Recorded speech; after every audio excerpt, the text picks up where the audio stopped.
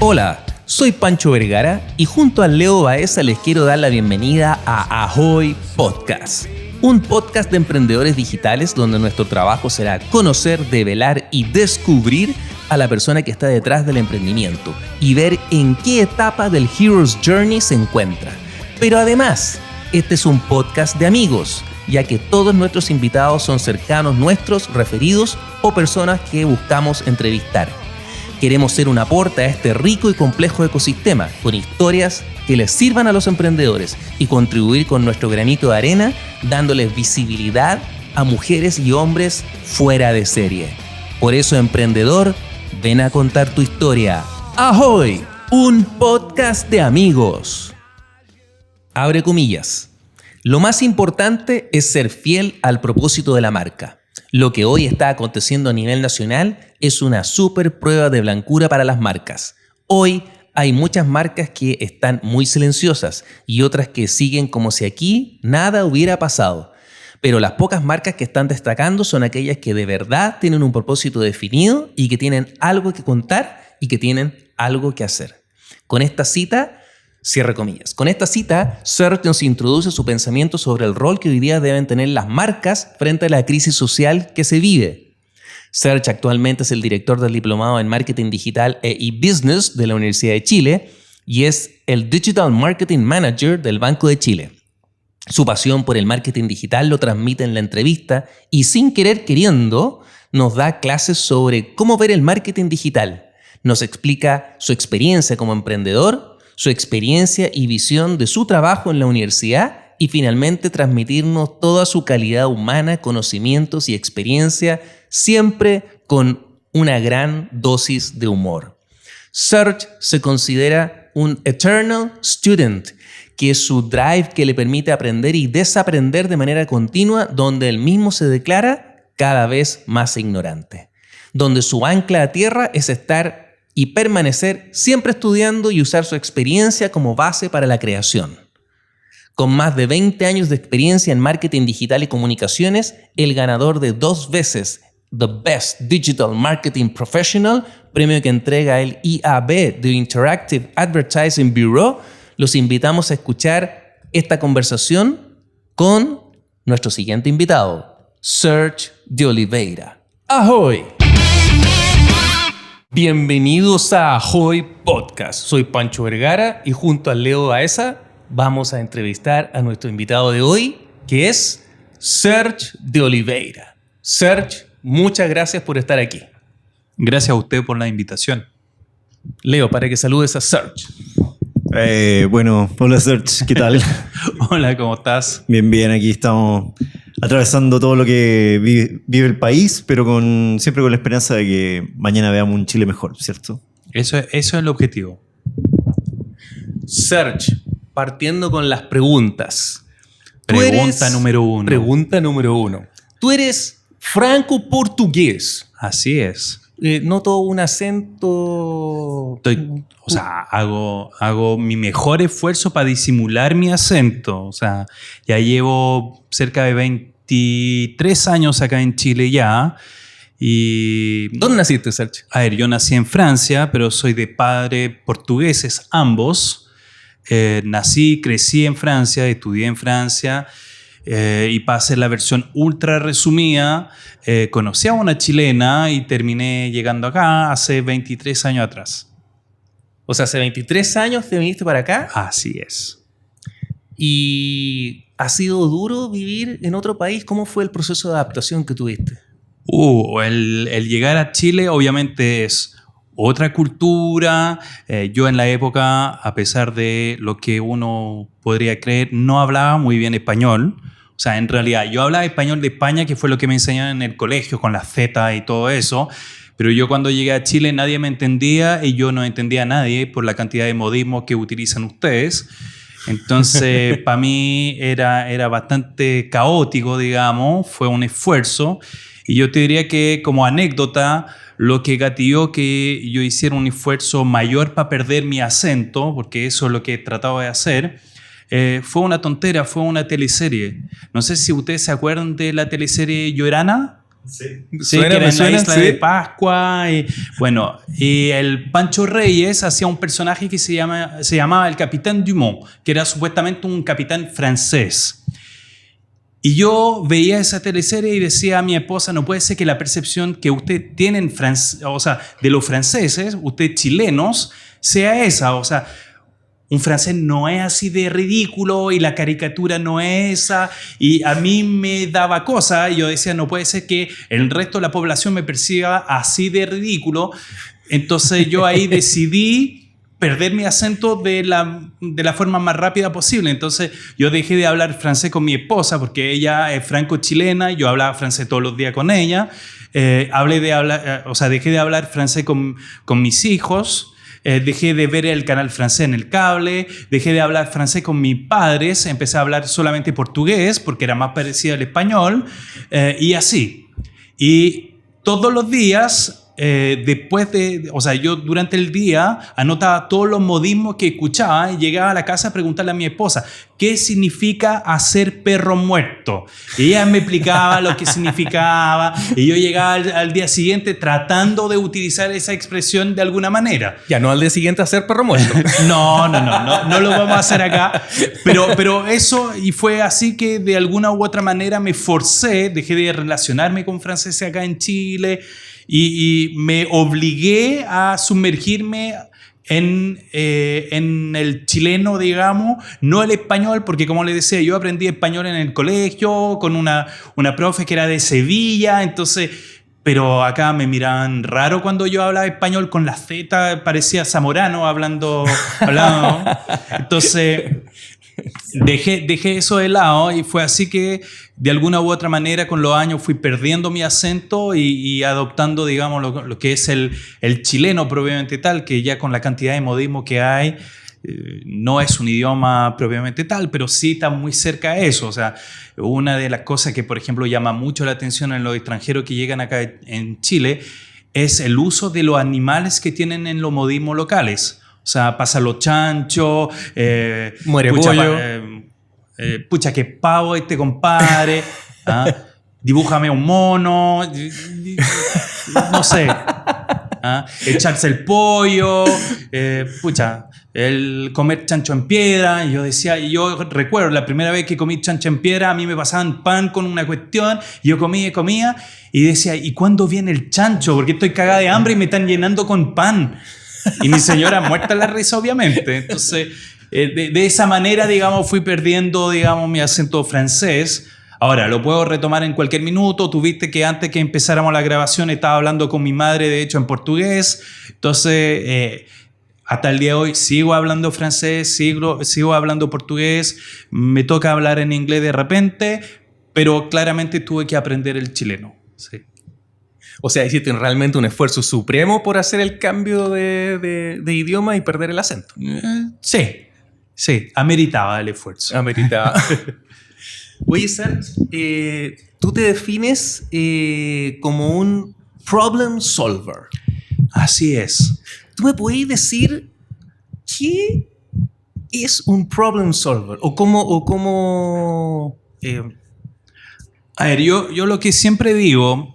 Yo trabajo y soy de, digamos, desde hace muchos años un profesional del marketing digital. Y yo siempre digo que, de hecho, yo empecé a trabajar en el marketing digital antes que se llamara marketing digital, cuando hablamos de multimedia, interactividad y todas esas cosas.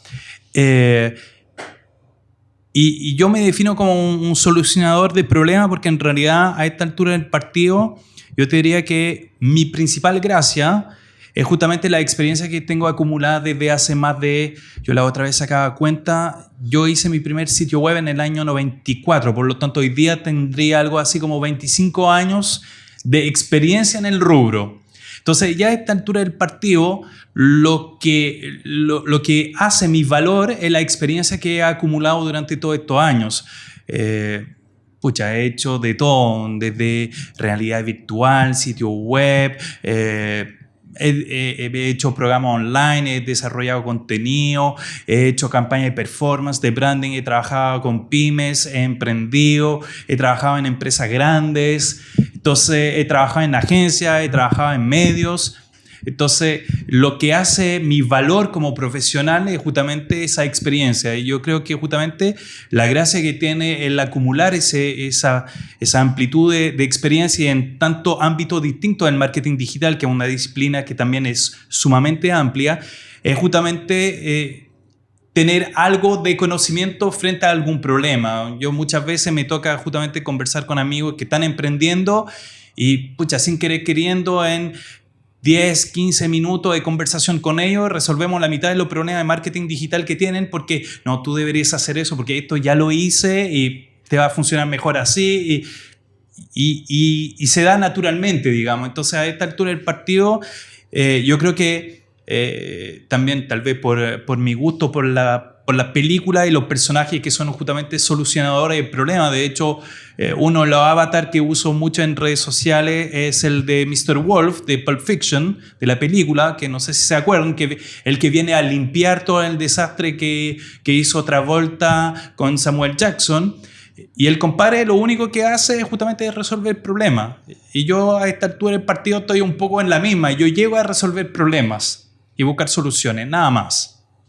Pero ¿ves valor, por ejemplo, en la implementación? O sea, como tú como un problem solver, llegas a una institución, organización, por ejemplo, te plantean un problema, una inquietud que tienen, y tú dices, a causa de la experiencia, porque finalmente uno repite el mismo patrón, empresa grande, empresa chica, da lo mismo, la diferencia son los recursos, pero ¿ves valor todavía en la implementación? O sea, a meterte un poco en implementar esa solución, quizá en algún grado. Yo reconozco que tal vez hoy día, donde he perdido valor como profesional es sin duda en la implementación, porque todas las tecnologías se han ido sofisticando, desarrollando, perfeccionando, y yo en realidad cada vez estoy más alejado de la implementación. O sea, por ejemplo, yo recuerdo que hace, no te miento, años que no meto la mano, por ejemplo, en AdWords. Sé cómo funciona, sé lo que le puedes exigir, conozco los formatos al derecho al revés, pero ya hace años que no me meto en eso. Entonces, muchas veces, para retomar el mismo ejemplo que yo le daba antes, cuando un amigo me pide ayuda, yo le doy lineamientos. Si es realmente muy buen amigo, ya me puedo ensuciar y puedo arremangarme, ensuciarme las manos y meter las manos, pero yo siempre con la salvedad de que probablemente hoy día hay alguien muchísimo más experto que yo que pueda hacer esa labor. Ya, entonces en ese caso, por ejemplo, porque tú mismo lo dijiste, las herramientas se van haciendo más complejas, más sofisticadas, etc. Y evidentemente a mí me ha pasado, también el mismo caso de AdWords. Antes de meter las manos en AdWords, digo, conozco a alguien que ya está, pero actualizado con ese conocimiento. Entonces, tal cual. claro. Y también siempre se dice, lo importante no es saber hacer las cosas, es tener el número de teléfono del compadre que sabe hacer las cosas. Ya con 20 y tantos años de trayectoria conozco muchos números de teléfono y mi agenda está bastante abultada, entonces claro, sé a quién acudir justamente para, pucha, necesito ver un tema de SEO, pucha, puedo llamar al Leo, necesito ver un tema de performance, ya, conozco a tal y tal compadre que son expertos en esa materia y, pucha, se manejan al dedillo, digamos, con cierta plataforma en particular. Necesito hacer un streaming por A, B o C motivo, ya, yo conozco a la productora que, pucha, me va a dar el servicio exacto que necesito y que requiero para cumplir con mi objetivo, que, pucha, a lo mejor no es el súper triple A como servicio, pero es el que cumple con lo que yo estoy esperando para lograr mi objetivo. Entonces, tiene mucho que ver con eso, digamos, justamente con la experiencia que uno tiene acumulado, poder ir sin, digamos, distracción directamente a la solución más eficiente y más rápida. Claro, eso se logra con un buen nivel de networking. Me imagino que, por ejemplo, cuando llegaste a Chile, ¿cuál fue una de las primeras empresas donde entraste? A ver, mi primer empleo fue en un taller de diseño gráfico donde duré 8 meses. Donde me tocó hacer, digamos, la pega para la cual me formé inicialmente, que es justamente el diseño gráfico, y ahí me dediqué durante 8 meses a hacer diseño de packaging. Pero después la primera empresa, la empresa siguiente donde trabajé fue Entel. Yeah. Y Entel es una súper buena vitrina, pero también un súper buen lugar para hacer networking. O sea, es una una de las grandes compañías que tiene este país. Claro. Yo en la época en que trabajaba en Entel la primera vez, porque trabajé 2 veces en Entel, eran más de 5.000 empleados. Entonces después te lo encontráis a lo largo de la vida laboral, te sigues topando con, este compadre veía tal cosa en Entel, o sea, entonces te sigues topando con ciertos profesionales que tú ves crecer también, o sea, no sé, por ejemplo, para darle un ejemplo súper puntual, el Lucho Ahumada, que es conocidísimo, digamos, en la industria, que es el fundador de MediaStream, pucha, yo lo conocí cuando estaba con la idea de... Ya. ¿Ah? Y pucha, y hemos conversado y súper buena onda y obviamente sabiendo justamente el tipo de solución que ofrecía, cuando yo lo pude meter en algunos proyectos, lo metía justamente porque, pucha, una de las gracias, digamos, de conocer a la gente, que también puedes crecer junto a ellos y ir desarrollando las cosas junto a ellos. Entonces, no sé, MediaStream es un ejemplo, Artool, por ejemplo, que es una herramienta local de monitoreo de redes sociales. Yo recuerdo que la primera vez que tuve una reunión con la gente de Artool, era un proyecto, o sea, era un PowerPoint donde me decían qué es lo que ellos pensaban hacer con la herramienta. Y hoy día están, pucha, en un montón de retail, están en un montón de telcos, se están vendiendo el servicio y exportando el servicio afuera, pero partió así. Y la gracia es que tú pudiste ver esa evolución también de justamente de esos servicios, claro, de esos productos, de las personas que también están detrás, para justamente saber a quién acudir y cuáles son las fortalezas también de cada uno. Excelente. Y ese como quiebre en la relación que tuviste con Entel, me imagino que no es un quiebre, sino que lo describo como quiebre, pero fue como un cambio un poco de rol. Inicialmente cuando entraste en un rol, después te fuiste quizás por otra... sido por otro proyecto. Fue súper simple. Yo cuando entré a Entel en el año 96... época donde hiciste tu primer sitio web. Exactamente. Yeah. O sea, yo lo hice antes. De hecho, fue lo que me ayudó, digamos, para entrar a Entel, fue que en mi currículum yo ya tenía varios sitios web desarrollados y andaban buscando un desarrollador, o sea, un diseñador web en la época. Y yo entré justamente a Entel Internet, que en la época era el proveedor número 1 de Internet en Chile. Estamos hablando del año 96 hasta el año 2000 más o menos, que fue justamente el primer periodo que tuve en Entel. Y yo entré supuestamente como diseñador web, cosa que hice re poco. O sea, yo diseñé un sitio en Entel, que fue el sitio de Condorito, porque Entel se había comprado los derechos de Condorito y me tocó hacer ese sitio web. Pero muy rápidamente la gente que estaba ahí y mis jefes se dieron cuenta que yo ya llevaba más experiencia que los mismos product managers que estaban vendiendo el producto Internet. Entonces fue como, oye, tú cachai de comunicación y te manejáis con la parte técnica, ¿por qué no así tú de vínculo entre la gente de operaciones y la parte TI de Entel y la agencia con la que trabajamos, la agencia digital con la que trabajamos? Y pucha, y muy rápidamente pasé de un diseñador web a ser jefe de proyecto y me tocó justamente desarrollar en la época servicio como el Coliseo, que fue el primer servicio de videojuegos. Mira, estuviste detrás del Coliseo. Soy el papá del Coliseo, la mamá es otro. Fuimos 2 detrás del Coliseo. Me tocó estar detrás del MP3 Palace, que fue el primer sitio de MP3 legales que hubo en Chile también, y detrás de varios proyectos que salieron en la época que estaba justamente muy en boga todo lo que eran los portales y demás.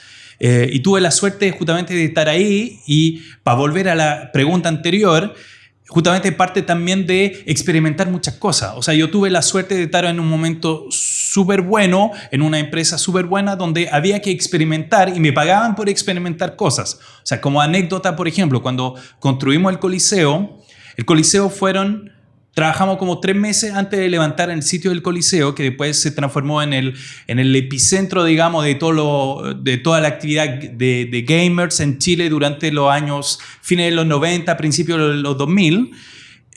Y durante 3 meses, con el compañero con quien me tocó trabajar en ese proyecto, jugamos todo el día. O sea, teníamos que probar porque no había información, no había documentación de cómo configurar los servidores de juego. Entonces, hacíamos experimentos y jugamos literalmente todo el día. Entonces, una vez me fueron a acusar a mi jefe de que yo pasaba el día jugando en mi cubículo. Y mi jefe se cagaba la risa con eso y me lo fue a comentar después de, ya, weón, no pongan tanto sonido cuando disparan. Pero como parte de la anécdota, yo, por ejemplo, después llegué a la casa y mi hijo me pedía jugar con él y yo no tenía ganas porque para mí jugar era pega. Era pega. Era claro. pega. Entonces era como, no, vayamos a jugar pelota, no, juguemos en el computador. No, ¿sabes qué, hijo? No, ahora no, papá está cansado. Pero sí, es parte de justamente de toda esa experimentación que tuve la suerte de poder hacer.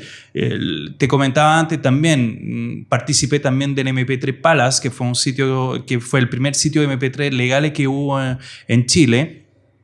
Y ahí también aprender de compresión de audio, de compresión de video también. Empecé a meterse en ese mundo que yo desconocía. Y feliz, y aprendí un montón acerca de eso y de comprimir, de edición también, de ir a buscar artistas, porque justamente era el primer sitio de MP3 legales, porque lo que hacía era ir a buscar artistas independientes para justamente ficharlos y darle difusión a través de las plataformas que tenía en la época Entel. Entonces era, a ti no te pescan los sellos, no te preocupes, nosotros te vamos a dar vitrina. Y eso era, entre comillas, el trade-off que hacíamos con los artistas independientes.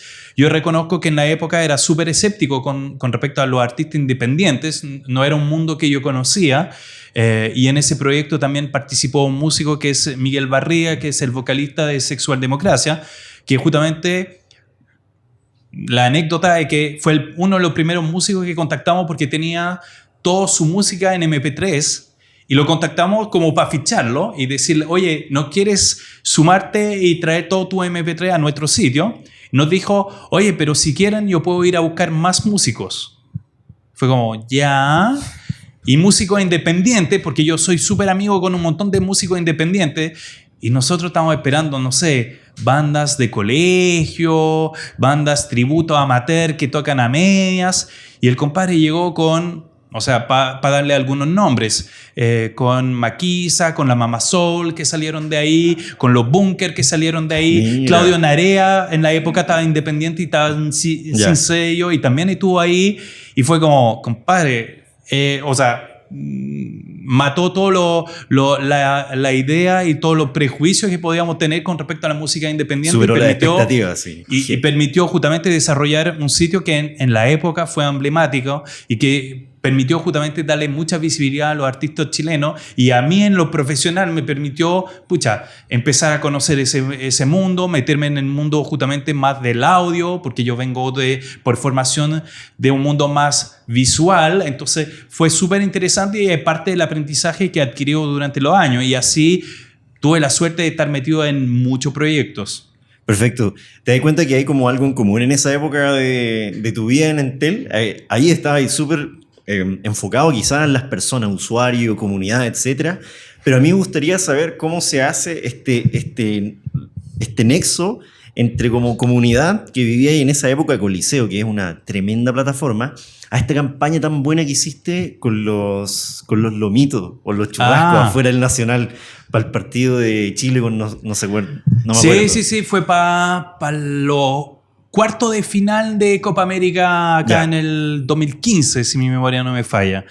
Yo te diría que tal vez el vínculo entre esas dos épocas es justamente no perder la gana de experimentar. O sea, yo siento, y es una opinión obviamente muy personal y que no compromete a nadie más, de que siendo el marketing digital una disciplina que sigue siendo bastante verde comparado con justamente el marketing más tradicional, y es más, yo hasta me atrevería a decirte que, y da para tal vez otra pregunta después, pero que lo que hoy día llamamos marketing digital en realidad no es marketing digital, sino que comunicación digital, pero es otro tema y lo podemos dejar para más adelante si quieren. Pero justamente lo que sí he mantenido es justamente esas ganas de experimentar cosas, porque justamente las reglas no están escritas y no hay nada escrito sobre piedra. O sea, lo que es válido hoy día para ti, el día de mañana puede ya no ser válido para ti o, pucha, no funcionar para mí la misma fórmula hoy día también. Y yo creo que el mejor ejemplo de eso son, pucha, yo tuve la suerte en la segunda tanda que tuve en Entel de poder hacer muchas cosas en particular en redes sociales. Y donde ahí yo recuerdo que, por ejemplo, en la época tenía mucha relación con la gente de Vodafone, y la gente de Vodafone en algunos casos compartíamos justamente experiencia y conocimiento, y me decían, oye, pero ¿por qué? ¿Cómo se atrevieron a hacer esas cosas? Y intercambiamos experimentos que hacíamos, y hay algunas cosas que los compadres no entendían cómo y por qué funcionaba. O sea, por ejemplo, en alguna oportunidad, yo recuerdo cuando recién, te estoy hablando hace 1000 años atrás, cuando recién se empezaba a hablar de los influenciadores, pero hace casi una década atrás, nosotros internamente teníamos mucha presión de ya, hagamos cosas con influenciadores. Pero ya, analizándolo más fríamente, era como, ya, si hago algo y, por ejemplo, te regalo a ti un par de entradas para ir a un concierto y vaya a mencionar la marca, el retorno para la marca es ínfimo. Claro. Entonces, empezamos a cuestionar eso con el community manager que teníamos en la época en Entel. Y dijimos, pucha, ¿por qué? Y eso fue una bola que se me ocurrió en la ducha un día, escuchando música. ¿Por qué no hacemos un featuring? O sea, nosotros invitamos a un influencer a comunicar desde nuestras plataformas. ¿Y cómo se traduce eso en la práctica? Le pasamos la user y la password de nuestra cuenta durante el tiempo que nos invitamos. Y eso lo hicimos, por ejemplo, con algunos eventos donde invitamos, por ejemplo, como Entel auspiciaba muchos eventos. Bueno, en algún minuto dijimos ya, los mejores para hablar de los eventos son justamente quienes son fanáticos del artista en cuestión. Entonces elegíamos lo que a nosotros nos parecían los más fanáticos, les regalamos entrada para ir al concierto, pero con una salvedad. Le decíamos, ok, te regalamos entrada, no tienes ningún compromiso con nosotros. Lo único que te pedimos es que hagas lo que siempre haces, que es justamente comentar, sacar fotos, todo, pero desde nuestra cuenta. Y te pasamos la user y la password de nuestra cuenta. Y el único requisito es que firmes todas las publicaciones con tus iniciales para que sepamos y que la gente sepa que eres tú. Tú puedes avisar de que vas a estar. Es más, nosotros cambiamos el skin de, por ejemplo, nuestra cuenta en Twitter con la foto y avisamos que, pucha, de 6 de la tarde a 10 de la noche, durante el evento va a estar justamente el Leo comentando, el Francisco comentando tal evento, y toma ahí la user y la password. Y era atrevido. Y la gente de Vodafone me decía, pero... ¿Y nunca tuvieron problema? Nunca tuvimos problema.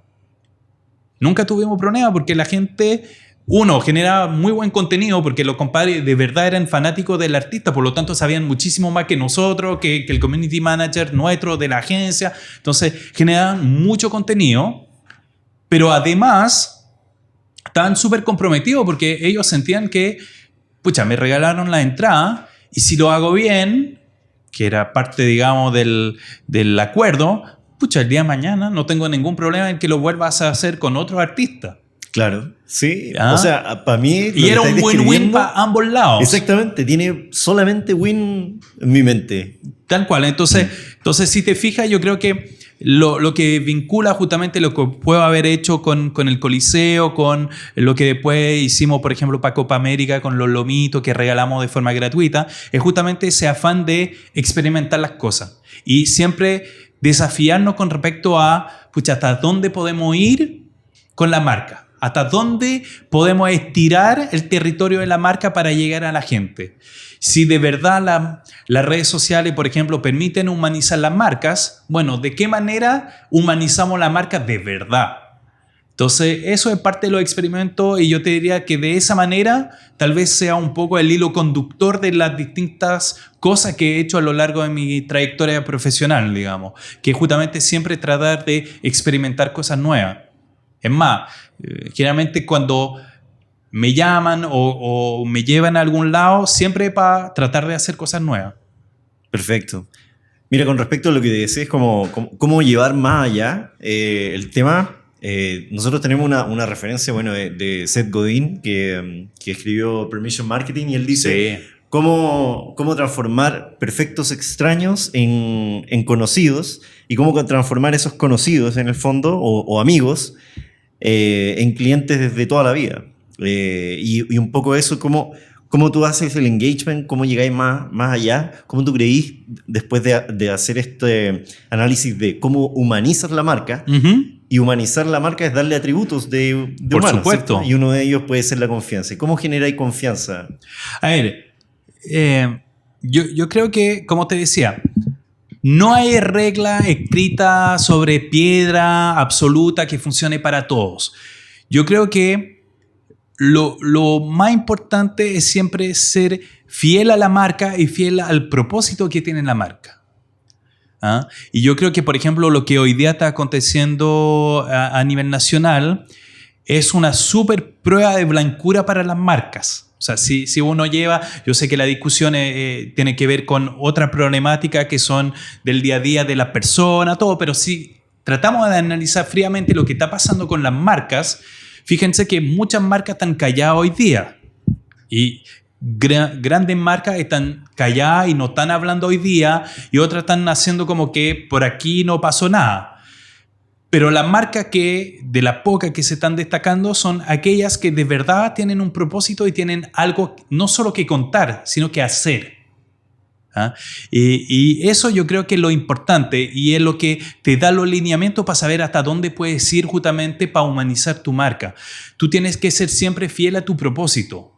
Yo creo que en ese sentido, muchas de las marcas nuevas, de los nuevos actores, por ejemplo, de los Uber, de los Rappi, de los WOM, por citar algunos, son justamente construyeron su marca sobre propósito que tienen súper claro.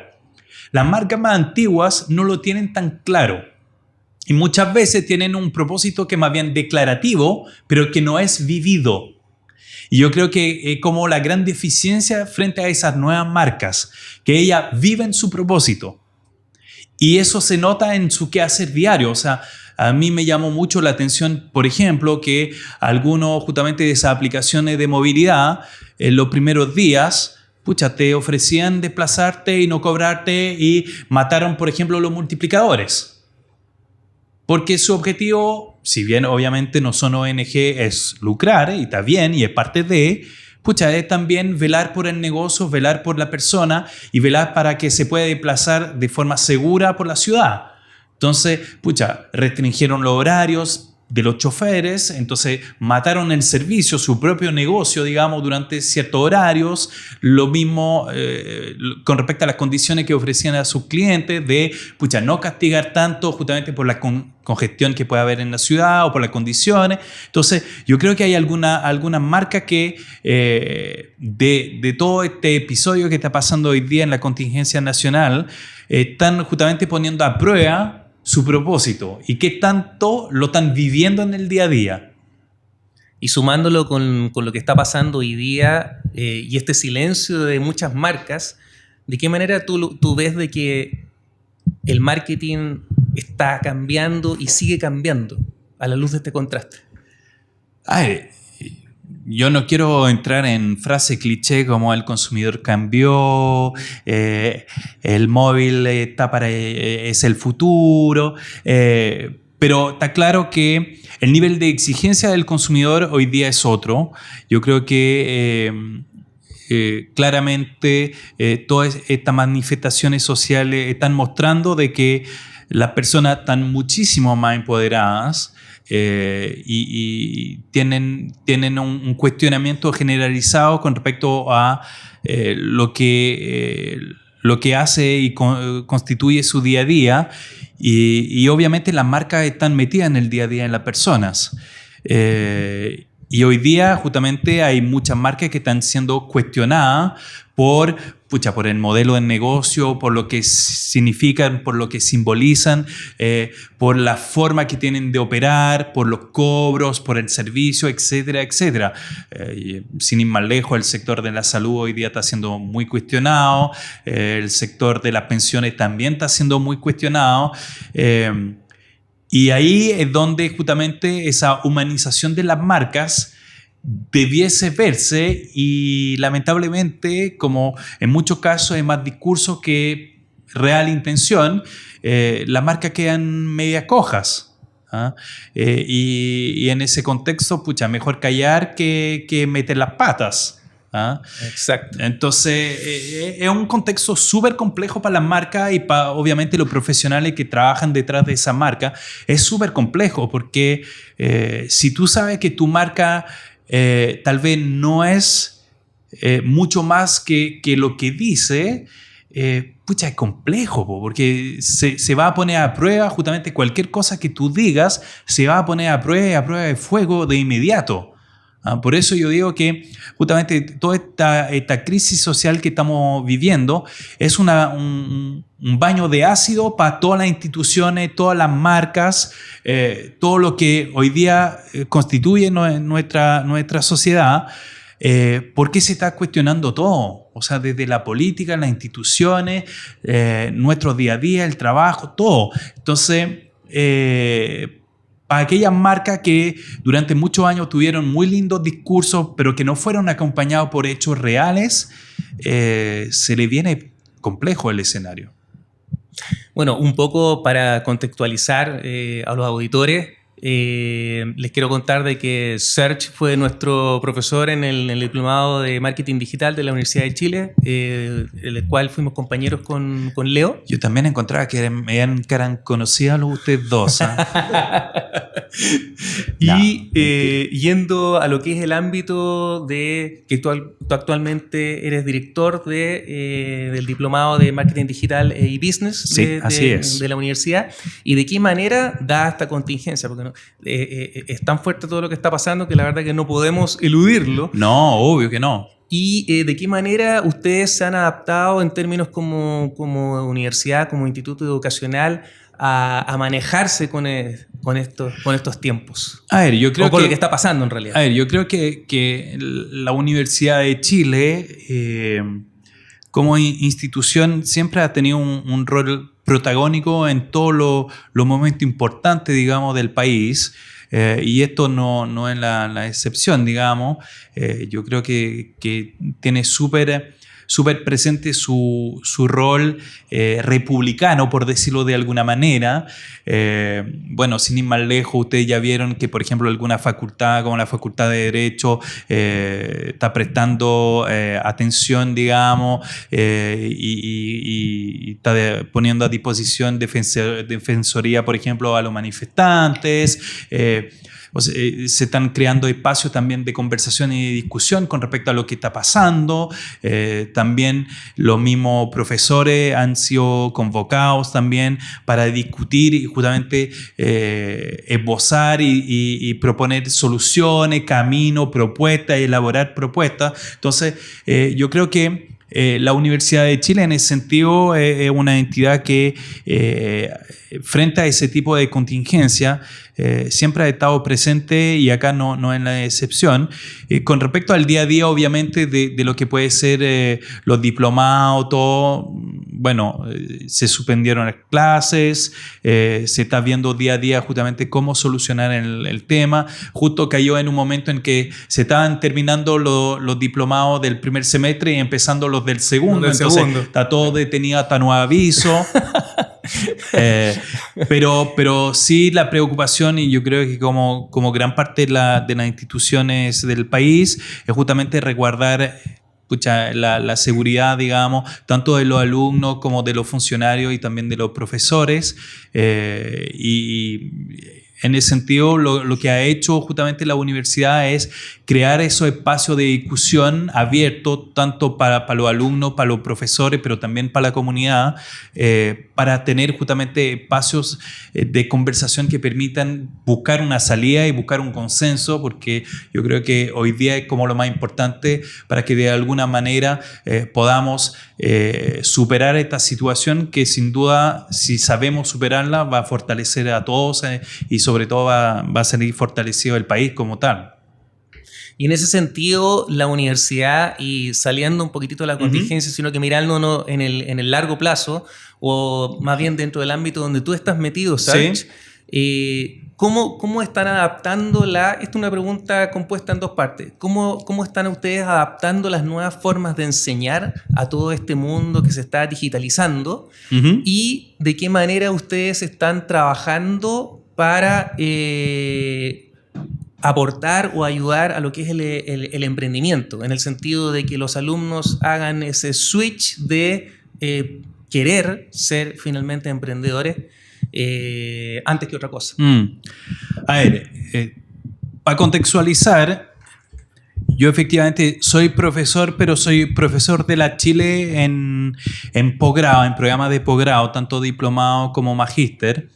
Entonces, yo te diría que la forma que se aborda desde el posgrado tal vez sea distinta al que tenga, digamos, el pregrado, pero desde el posgrado hoy día ya existen modalidades de e-learning, eso ya está disponible, y ya hay modalidades incluso mixtas que combinan e-learning con clases presenciales, justamente para ir adecuándose a lo que hoy día permite la tecnología y también a las distintas formas de enseñanza que hoy día se están desarrollando.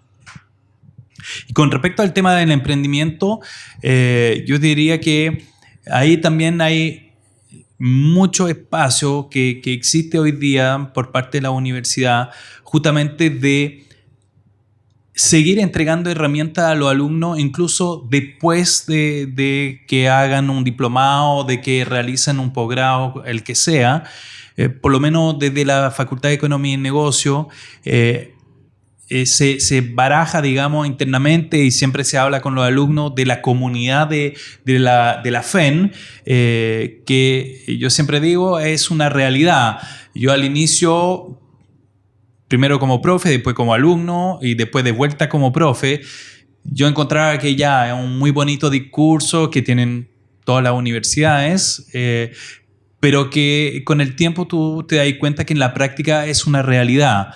O sea, sin ir más lejos, hoy día ustedes me están entrevistando y para mí es súper importante justamente conservar el vínculo con los exalumnos. Hay exalumnos que de repente me piden recomendaciones, que me piden actualizaciones, que me piden incluso, de repente orientaciones profesionales, entrevistas. Entonces, que quieren compartir experiencia conmigo de, oye, yo tengo tal problema, ¿cómo lo abordarías tú? Entonces, y de verdad eso existe justamente entre alumnos y profesores, entre los mismos alumnos también, entre los profesores también. O sea, tú me comentabas que su próximo invitado va a ser Patricio. Patricio en el ámbito profesional es mi competidor directo.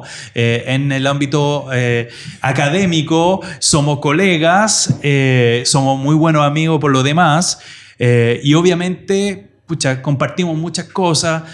Yo estaba súper pendiente de todo lo que le está pasando justamente en esta contingencia, él también de mí, todos los profesores que justamente están hoy día involucrados en el diplomado que yo lidero, que justamente es el de Marketing Digital y Business.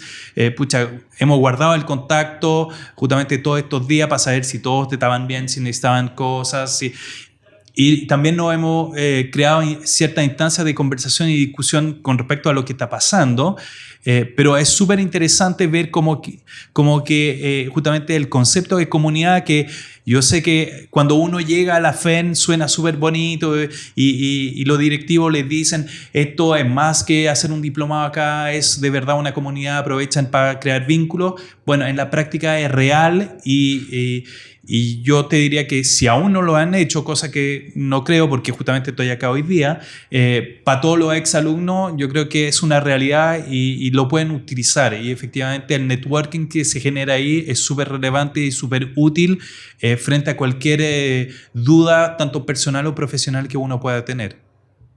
¿Tú consideras que, por ejemplo, el tipo de educación a través de diplomados, magíster, etcétera, o más que magíster, diplomado, tiene como un rol súper importante en que una persona decida como pasarse de ser asalariado, remunerado a una vida más emprendedora?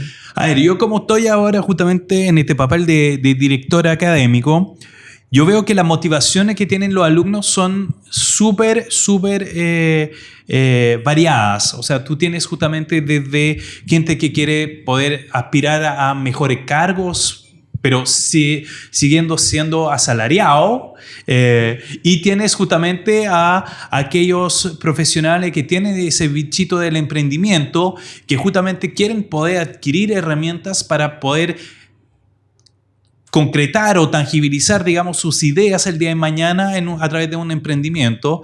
Y es súper interesante ver justamente que esas motivaciones son resueltas de alguna manera justamente a través de la oferta que es súper amplia que tiene justamente la UNegocio, porque yo creo que hoy día y más que nunca la necesidad de seguir formándose a lo largo de su carrera profesional es un desde. O sea, yo le decía, yo considero que hoy día mi gran gracia es mi experiencia, ¿ah? Y yo creo que justamente me he ido reinventando profesionalmente hablando desde que empecé a trabajar, y lo que hoy día hago, en estricto rigor, no hay carrera profesional que hoy día lo enseñe. Y es el cúmulo y el fruto de toda la experiencia que he acumulado, que hoy día genera y el mismo mercado levanta nuevas necesidades de profesionales de ciertas características. Pero hoy día los community managers son, no sé, periodistas, publicistas, en algunos casos diseñadores. En todos los casos son profesionales de la comunicación, pero no hay una formación de pregrado, una formación profesional de community manager. ¿Ah? No hay una formación de SEO, por ejemplo, tampoco. No hay una formación de SEO. Uh-huh. Tienes algunos cursos por ahí, por allá, algunos diplomados que abordan el tema más o menos profundamente, pero todo lo que justamente ha ido desarrollando el marketing digital en los últimos años son justamente un montón de necesidades profesionales que hoy día, si tú no, como profesional, no tienes la inquietud de seguir formándote, no son subsidiadas, digamos, o no son abastecidas por carrera de pregrado, por carreras profesionales tradicionales. O sea, a mí me llama poderosamente la atención que estamos en el año 2019, ninguna de las grandes universidades del país en su carrera de ingeniería comercial tenga incluido en su malla marketing digital. O sea, ninguna. Y hoy día los cabros llegan y no saben de marketing digital. Y a mí me llama poderosamente la atención. Sin embargo, por ejemplo, por el lado más bien de las comunicaciones, los publicistas sí ya hace años que están incorporando ciertos aspectos de marketing digital en su formación de pregrado. Lo mismo pasa con los periodistas, lo mismo pasa con los relacionadores públicos, lo mismo pasa con los diseñadores. Pero por el lado más del negocio, estamos súper al debe. Entonces yo creo que hoy día es súper importante que como profesional, yo recuerdo que cuando salí de la universidad, uno de mi profe jefe, de hecho, nos decía, en 4 o 5 años más, el trabajo que van a estar haciendo no es el trabajo por el cual ustedes se formaron. Y no podía tener más razón. O sea, yo hoy día la pega que hago, yo nunca jamás me formaron por eso. Yo agarré, algunas cosas, yo, como les decía, yo de formación soy diseñador gráfico publicitario, pero estudié ciencias económicas y sociales antes. Entonces, hay algunas cosas que agarré de ahí, otras cosas que agarré de diseño, otra cosa que agarré, yo aprendí a programar de forma autodidacta, la agarré de ahí, otras de experiencia, y fui construyendo mi perfil híbrido como profesional. ¿Ah? Y hoy día, frente a un entorno que justamente es un entorno cada vez más volátil, cambiante, es necesario tener justamente perfiles híbridos. Y yo creo que ese perfil profesional híbrido es un perfil para el cual hoy día no se está preparando a nadie. Y solamente por inquietudes personales, sí, la gente lo va resolviendo en el camino. Te iba a decir, claro, que finalmente la formación profesional no se limita solamente a la institucional. No, para nada. Que también hoy día está súper el debe. Claro. O sea, yo veo, sin ir más lejos, yo veo a mi hijo que recién, empezó a trabajar hace un mes atrás. O sea, él estudió publicidad en la Católica y cuando tuvo que hacer práctica, buscó práctica en una agencia digital. Él tuvo clase de comunicación digital, pero bastante básico, y aprendió muchísimo durante su práctica, lo que fue buenísimo.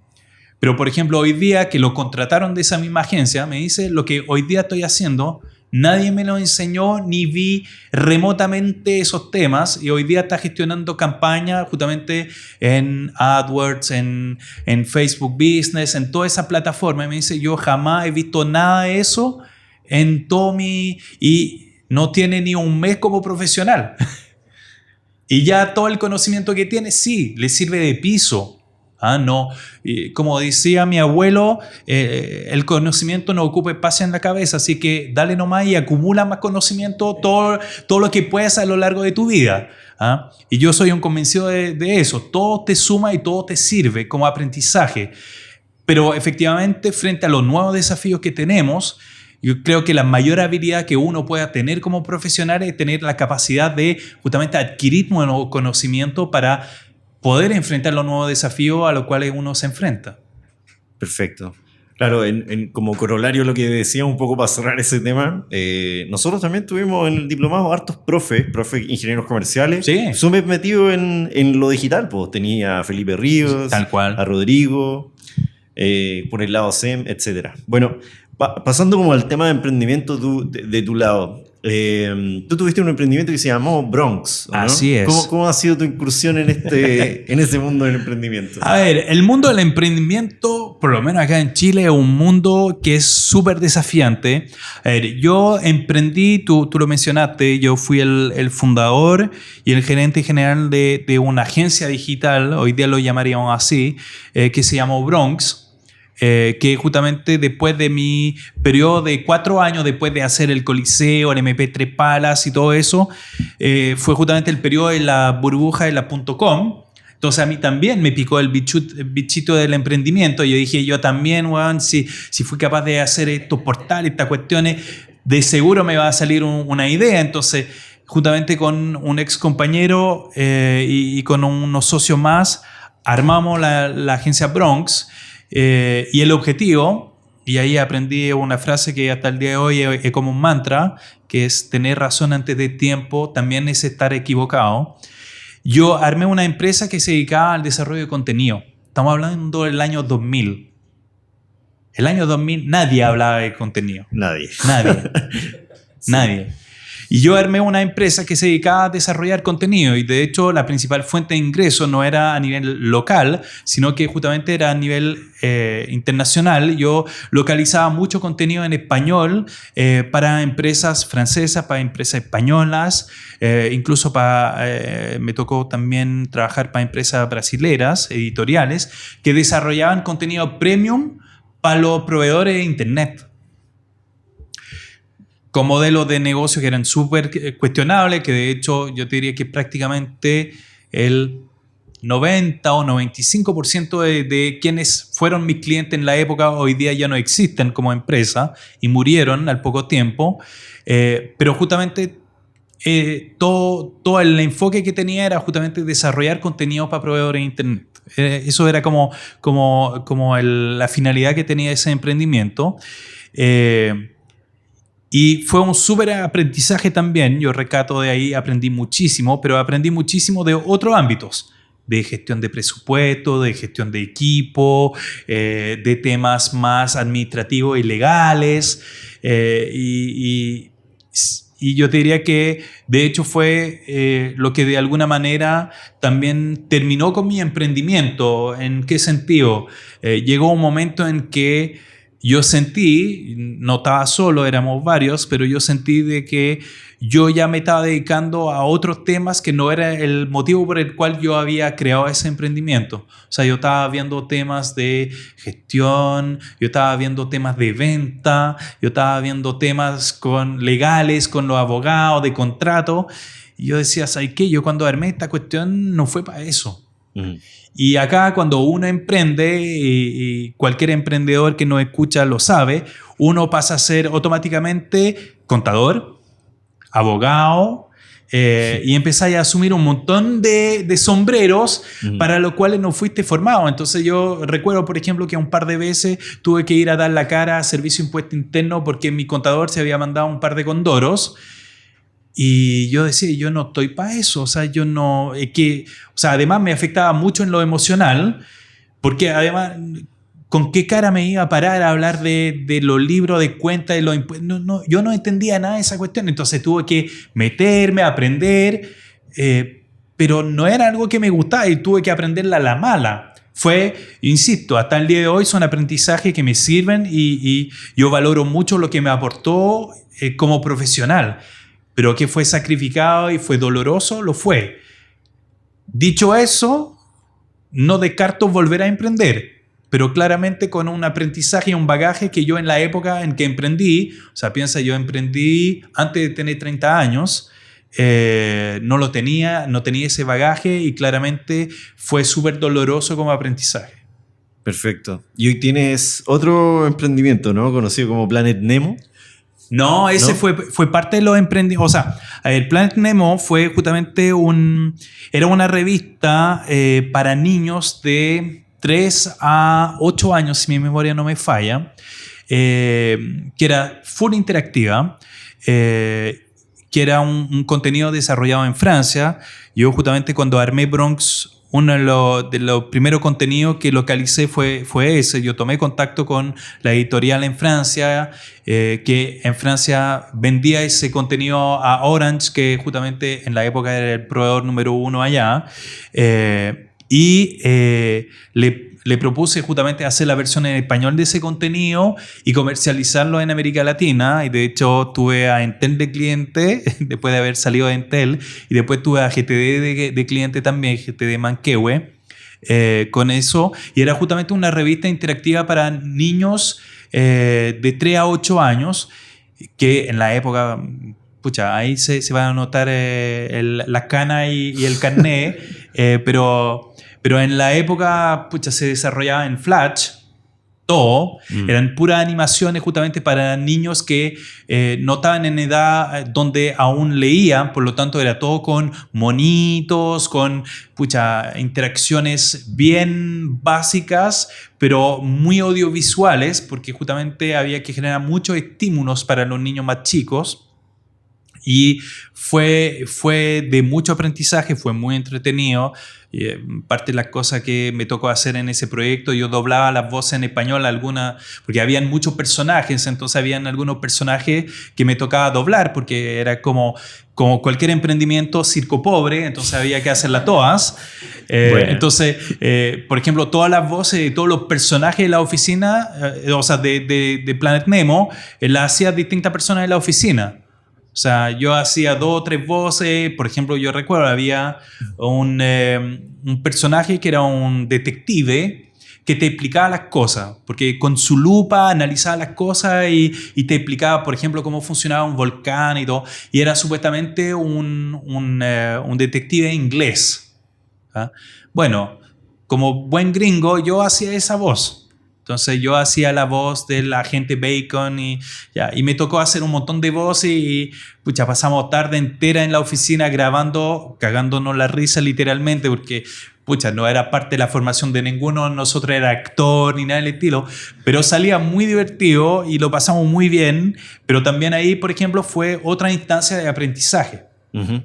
¿Ah? O sea, yo, pucha, mi mayor acercamiento fueron clases de teatro cuando estaba en el colegio, pero después de eso, nada.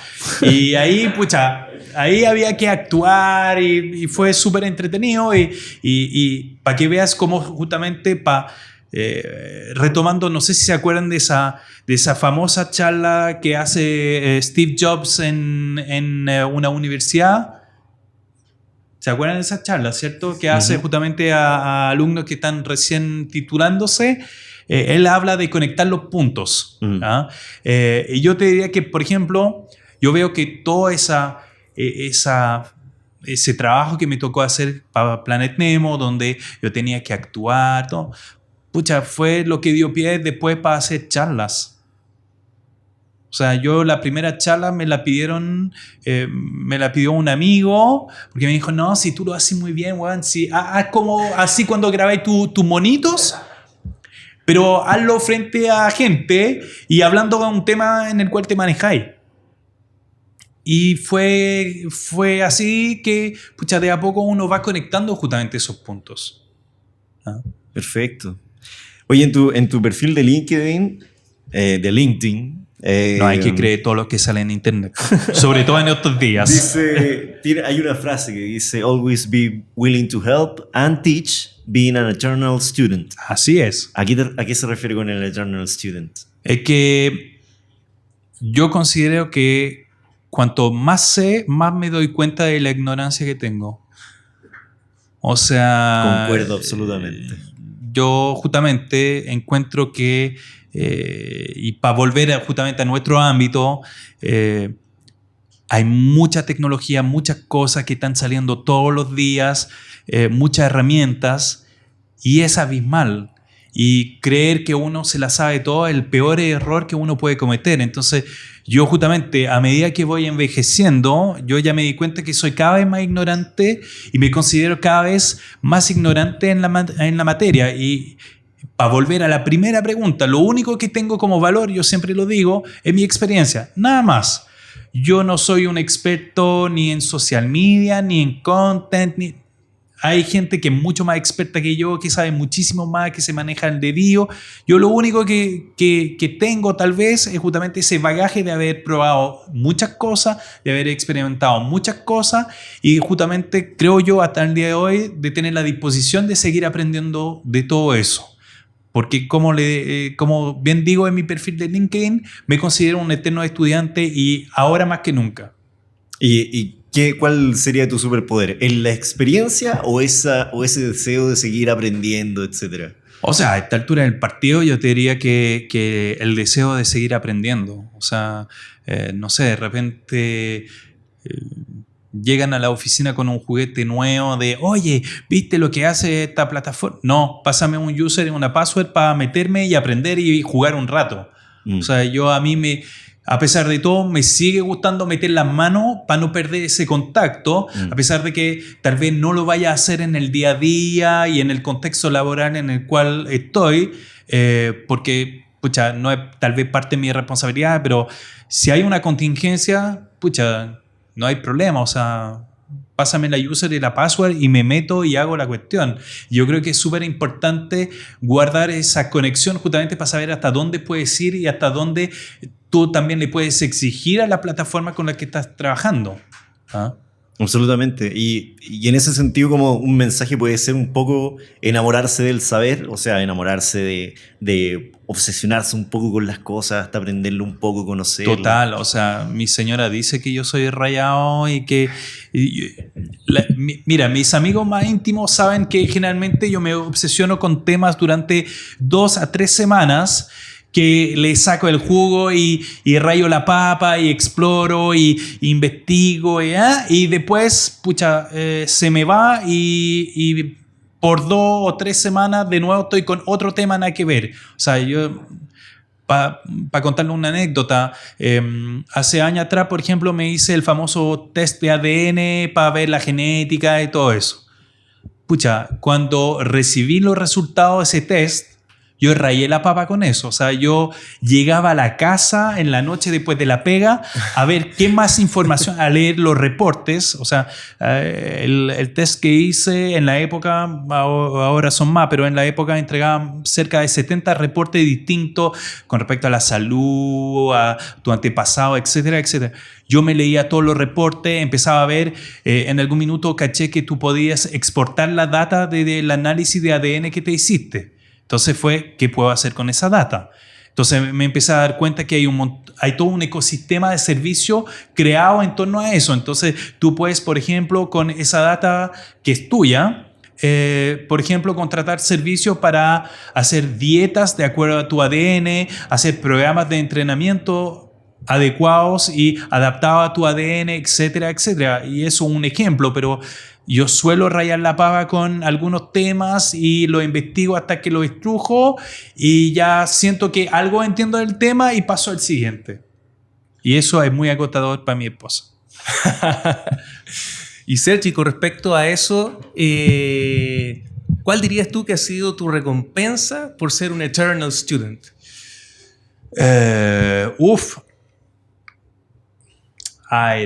Recompensa. Yo creo que una buena recompensa, o por lo menos la forma que lo veo yo, es justamente tener la posibilidad hoy día de poder compartir ese conocimiento, el poco conocimiento que tengo, pero la mucha experiencia sí, que tengo justamente con otros. Y eso es justamente la posibilidad justamente de ser profesor, que es algo que me picó el bichito ya hace muchos años atrás, hace más de una década, y desde entonces nunca he dejado de dar clase, salvo cuando me puse a estudiar de nuevo y se me ocurrió hacer un magíster. Pero sí he tenido la oportunidad, y eso, por lo menos en lo personal, es algo que encuentro muy gratificante, porque te obliga a varias cosas. Primero, te obliga a mantenerte vigente, porque sobre todo en el ámbito del marketing digital, las cosas se van envejeciendo muy rápidamente. El conocimiento es muy hemífero, como diría Peter Veneno. Entonces, hay que seguir justamente estando arriba de la pelota constantemente para mantenerse vigente, y mi gran premio es justamente poder dar clase. Yo encuentro que por un lado es súper gratificante en lo personal porque uno transmite conocimiento, pero además se ve desafiado constantemente en mantener su conocimiento vigente. Y cuando yo le decía que justamente me considero un poco un solucionador de problemas, en muchas oportunidades justamente hay alumnos que llegan a las clases a compartir contigo los problemas que tienen. O sea, sin ir más lejos, no voy a citar a nadie, pero el Leo en clase, yo recuerdo que me contaba lo que le pasaba en Cocha. ¿Ah? Y me decía, mira, en Cocha me pasa esto. Ya, y es súper interesante porque tú obviamente estás metido como profesional en tu día a día, la actividad docente es una actividad extra que te toca, pero además justamente el poder compartir justamente con otros sus problemáticas es súper interesante también para ir nutriéndose. O sea, yo recuerdo que teníamos conversaciones con Leo de temas de SEO que eran súper interesantes, y yo decía, pucha, yo esta problemática no la tengo tanto, entonces, pucha, ¿qué puedo aportar o qué información o qué conocimiento puedo aportar justamente, en este caso al Leo, para poder ayudarlo? Pero a su vez, pucha, la experiencia que me está compartiendo el Leo de su vivencia también es súper interesante para mí, para tener otra visión y otra forma de abordar esa problemática. Entonces yo creo que ese es mi premio. Y retomando ese tema, ¿qué le dirías, y ya entrando un poquitito en la parte final del podcast, qué le dirías a tus alumnos que hoy día están buscando ser emprendedores? Es rudo el camino.